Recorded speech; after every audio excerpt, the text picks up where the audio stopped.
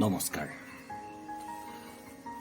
মই ধীৰাজ ৰঞ্জন চৌধুৰী। কবিতাৰ শিৰোনাম কৃতঘ্নৰ স্বীকাৰোক্তি। কবি সমুদ্ৰ দাস।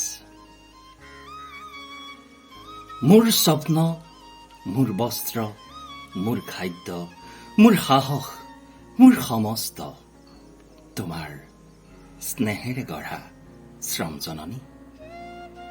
মই কিন্তু বিলাস নিমজ্জিত, উৎপীড়কৰ অন্য এটা নাম।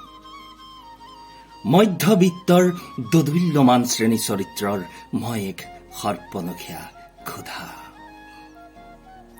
স্বসুবিধাৰ বাবে নিজকে বেচিছো বহুবাৰ। মই জানো মই জনগণৰ জামুকলা কলিজাৰ তেজ শুহি জীয়াই থকা অবৈধ কুলাংগাৰ। মই মিছাইনৰ বাহক, মই আমোলাতন্ত্ৰৰ মুধাপুতা নিয়ামক, মই হাকিম মুন্সিফ উজিৰ, মই অধ্যাপক, মই বক্তা।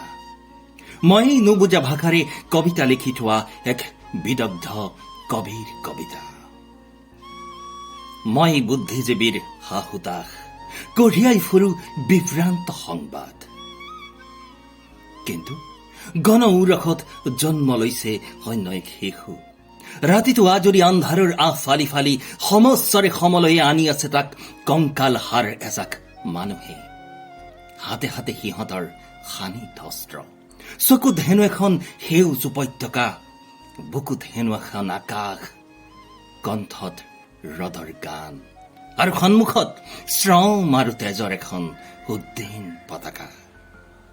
ধন্যবাদ।